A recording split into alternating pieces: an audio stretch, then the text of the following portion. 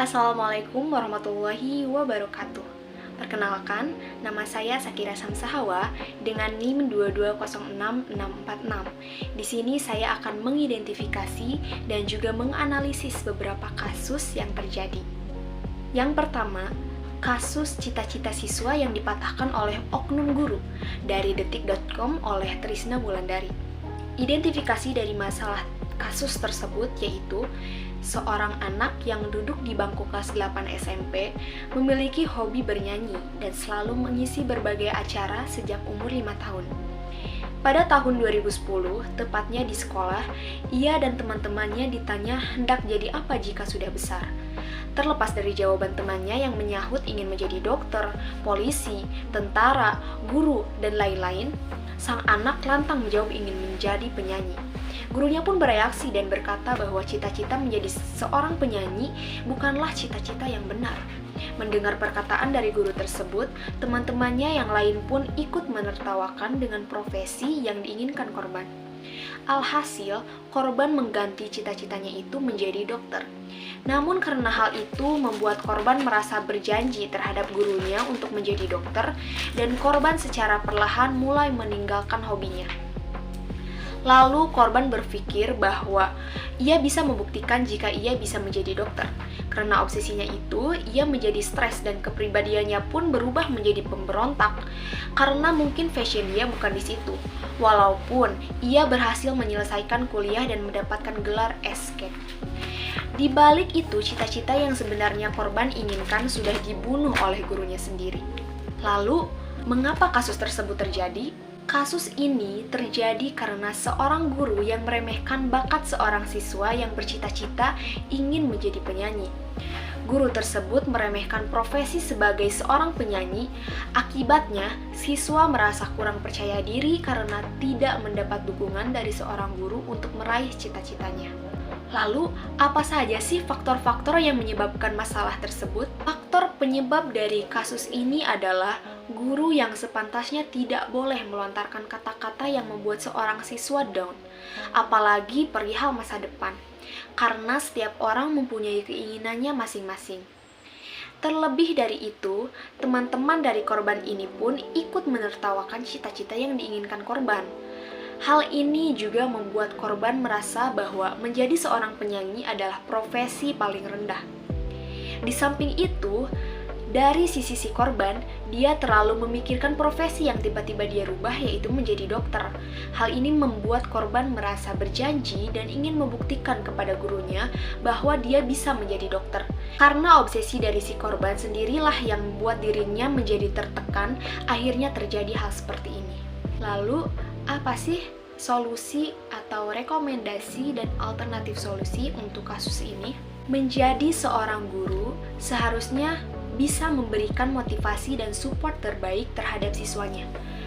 Tidak semua anak mempunyai mental yang kuat, jadi berhati-hati dalam melontarkan kata-kata. Solusi jika melihat dari sisi sebagai korban, jangan sampai perkataan tersebut dijadikan beban yang berlarut-larut. Memang hal yang wajar apabila si korban merasa down atas perkataan yang dilontarkan guru tersebut. Tetapi apabila kita terlalu memikirkan secara mendalam atau berlarut-larut, itu juga tidak baik untuk kesehatan mental dan pikiran. Jangan sampai kejadian ini terulang kembali oleh guru-guru yang lain. Jadikan kejadian ini sebagai pengalaman. Yang kedua, ada kasus masuk sekolah jam 5 subuh di NTT dari detik.com. Identifikasi dari kasus ini yaitu aturan masuk sekolah jam 5 pagi di NTT atau Nusa Tenggara Timur yang menjadi perbincangan pada ranah pendidikan. Gubernur NTT, Victor Bungtilu Laiskodat, meminta agar kegiatan sekolah bagi siswa SMA dan SMK di Kupang, NTT, dimulai sejak pukul 5 WITM. Gubernur Victor mengungkapkan terkait aturan masuk sekolah pukul 5 pagi, anak itu harus dibiasakan bangun pukul 4, sehingga pukul 4.30 mereka sudah harus jalan ke sekolah, sehingga pukul 5 sudah harus di sekolah. Supaya apa? Ikut etos kerja. Begitu tanggapan dari Gubernur NTT. Kepala Dinas Pendidikan dan Kebudayaan NTT, Linus Lucy, menjelaskan alasan penerapan aturan masuk sekolah di NTT pukul 5 pagi itu dalam rangka peningkatan mutu pendidikan yang layak. Linus mengatakan kebijakan tersebut bertujuan untuk melatih karakter siswa-siswi SMA atau SMK. Ia berharap para murid semakin disiplin dalam belajar demi membangun sumber daya manusia di NTT. Tetapi aturan masuk sekolah jam 5 pagi di NTT belum diterapkan di seluruh sekolah. Aturan tersebut baru diterapkan di beberapa SMA atau SMK saja di Kota Kupang. Namun kebijakan tersebut direvisi oleh Dinas Pendidikan dan Kebudayaan Nusa Tenggara Timur tentang masuk sekolah jam 5 pagi di NTT. Jam masuk sekolah siswa SMA atau SMK di Kota Kupang, khususnya kelas 12 yang sebelumnya pukul 5 WITA menjadi pukul 5.30 WITA. Lalu, mengapa kasus tersebut terjadi? Kasus ini terjadi berlandaskan pada peningkatan mutu pendidikan, yaitu melatih karakter siswa-siswi SMK atau SMA dengan harapan para murid semakin disiplin dalam belajar demi membangun sumber daya manusia di NTT. Lalu apa saja sih faktor-faktor penyebab masalah tersebut? Faktor yang menyebabkan harus berangkat sekolah sedini mungkin karena jarak yang harus mereka tempuh dan keterbatasan transportasi umum di wilayah mereka. Lalu, Linus menyebutkan kebijakan masuk sekolah lebih pagi bertujuan untuk melatih karakter. Padahal, jika siswa-siswi bangun terlalu pagi dan melakukan perjalanan jauh setiap hari, dapat mempengaruhi kesehatan fisik dan mental mereka. Dan dari sini kita bisa lihat bahwa di daerah terpencil masih saja ada ketimpangan dan ketidakadilan dalam pendidikan oleh seluruh siswa-siswi di Indonesia. Lalu apa sih solusi atau rekomendasi dan alternatif solusi untuk kasus ini? Berita tentang siswa-siswi di NTT atau Nusa Tenggara Timur yang harus berangkat sekolah jam 5 pagi mencerminkan tantangan yang dihadapi oleh banyak siswa di wilayah-wilayah terpencil di Indonesia. Siswa-siswa ini harus berangkat sekolah sedini mungkin karena jarak yang harus mereka tempuh dan keterbatasan transportasi umum di wilayah mereka. Situasi ini menunjukkan pentingnya akses yang adil terhadap pendidikan bagi semua siswa, terlepas dari lokasi mereka. Pemerintah dan masyarakat harus bekerja sama untuk meningkatkan transportasi publik dan infrastruktur pendidikan, sehingga siswa di wilayah terpencil dapat memperoleh akses yang lebih mudah dan layak terhadap pendidikan. Selain itu, keputusan pukul 5.30 pun harus dipertimbangkan kembali karena perlu memperhatikan kesehatan siswa-siswi tersebut. Bangun terlalu pagi dan melakukan perjalanan jauh setiap hari dapat mempengaruhi kesehatan fisik dan mental mereka. Mereka juga harus memastikan dapat memanfaatkan waktu perjalanan untuk mempersiapkan diri dengan baik untuk belajar di sekolah. Secara keseluruhan, berita ini menunjukkan bahwa masih banyak tantangan yang harus diatasi dalam memastikan bahwa pendidikan dapat diakses dengan mudah dan adil oleh semua siswa di seluruh Indonesia. Yang ketiga, ada kasus 2 remaja pelaku kelitih di Magelang, keduanya merupakan pelajar SMK, dari Tempo.com. Identifikasi dari kasus ini yaitu 2 remaja membuat resah warga dan pengendara lain karena terlihat membawa sebuah celurit dan mengayun-ngayunkan celurit tersebut sambil mengancam pengendara lain. Pembawa celurit melakukan perusakan pada sebuah mobil. Pelaku terseret dan terjatuh sehingga bisa diamankan oleh warga setempat dan reskrim. Juga mengamankan barang bukti yaitu sebilah celurit dan sepeda motor, juga 2 orang pelaku. Pelaku menyatakan membawa celurit hanya untuk berjaga-jaga saja, sedangkan dugaan polisi saat ini adalah akan adanya tawuran. Pelaku dijerat undang-undang terkait senjata tajam dan pasal 406 KUHP terkait perusakan dengan ancaman 3 tahun penjara. Lalu, mengapa kasus ini terjadi? Kasus ini terjadi karena kontrol diri yang lemah atau ketidakstabilan emosi pada remaja. Selain itu, kebanyakan alasan remaja melakukan aksi ini lantaran ingin mendapatkan pengakuan dari teman-temannya karena mereka mengklaim perlakuan tersebut mendapatkan reputasi bagus di lingkungannya. Lalu, apa saja sih faktor-faktor penyebab masalah tersebut? Faktor penyebab paling utama adalah lingkungan. Pada video tersebut, terlihat dua remaja begitu berani mengacungkan senjata tajam kepada pengguna jalan lain, hanya untuk menunjukkan eksistensi diri. Masa remaja adalah masa di mana mereka berlomba-lomba untuk menunjukkan eksistensi diri. Sebenarnya, perilaku ini bisa diarahkan pada hal-hal positif. Hanya saja, masih ada yang terjerumus pada hal-hal negatif, seperti kelitih. Tergantung pada lingkungan ia tumbuh. Tak dapat dipungkiri, keluarga juga termasuk ke dalam faktor utama kasus ini terjadi karena kurangnya pengawasan orang tua. Bahkan muncul karena masalah dalam keluarga. Lalu apa sih solusi atau rekomendasi dan alternatif solusi untuk kasus tersebut? Rekomendasi solusinya terletak pada orang tua dan lingkungan si anak. Orang tua harus lebih memperhatikan kegiatan anak di luar sekolah bagaimana, memperhatikan pergaulan anak, seperti apa lingkungannya, menjaga komunikasi yang baik dengan anak. Sang anak pun harus pintar dalam memilih pertemanan, pintar dalam memilih lingkungan agar tidak mudah terjerumus pada hal-hal yang tidak diinginkan. Kasus yang keempat yaitu ChatGPT dan disrupsi peran guru dari Detik News. Identifikasi masalah dari kasus ini yaitu pada November 2022 lalu, kita disajikan kabar rilisnya ChatGPT. Sebagai informasi, ChatGPT merupakan sebuah kecerdasan buatan artificial intelligence yang dikembangkan oleh perusahaan bernama OpenAI.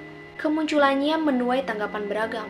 Beberapa orang menganggap bahwa ChatGPT dapat membantu atau mempercepat pekerjaan manusia di bidang olah data, membuat artikel, menyusun kode komputer sederhana, akunting, dan lain sebagainya. Sebagian yang lain menganggap bahwa kemunculan ChatGPT berpengaruh pada dominasi peran robot di kehidupan sehari-hari, khususnya di dunia pendidikan. Pengaruhnya bisa sampai mendisrupsi peran guru.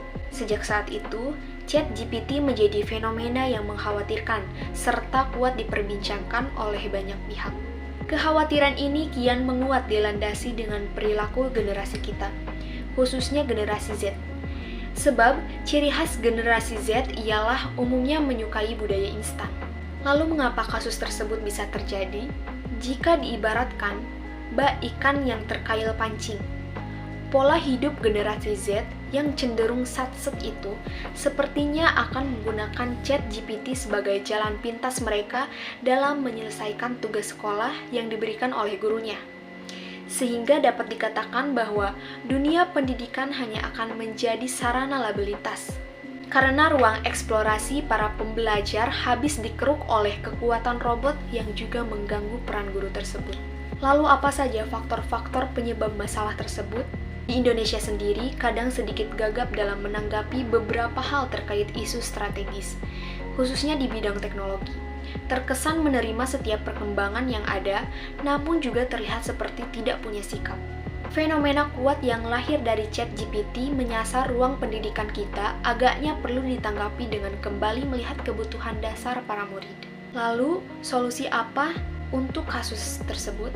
Berbicara sarana lembaga pendidikan, memang sudah sewajarnya mengikuti perkembangan zaman yang kian memudahkan, seperti adopsi teknologi ke dalam sistem pendidikan. Tapi akan menjadi hal yang mengkhawatirkan apabila ternyata seorang tenaga pengajar kurang melek terhadap teknologi. Barangkali dengan dalih tersebut, bangsa ini justru memaklumi eksistensi ChatGPT yang jelas mengancam di dunia pendidikan. Siapa yang tahu, karena realitanya kita memang terkesan terlambat untuk menyikapi hal tersebut. Jadilah manusia yang benar-benar manusia. Ada pikiran, jiwa, raga, dan nurani yang selalu dihadirkan saat kita menjalani kehidupan sehari-hari. Hindari menjadi robot ekonomi yang hanya sibuk menjalankan rutinitas kerja tanpa didasari value dan agama yang kita anut. Jadilah manusia yang sebenarnya manusia apabila Anda ingin siap menghadapi perkembangan artificial intelligence. Kasus yang terakhir yaitu rendahnya motivasi belajar siswa dipengaruhi oleh kemajuan teknologi dari kumparan.com oleh Sofiana Trilestari. Identifikasi masalah dari kasus ini yaitu karena kemajuan teknologi yang memang terasa membawa dampak yang begitu positif dalam dunia pendidikan, namun nyatanya hal itu justru mampu untuk mempengaruhi motivasi belajar pada siswa.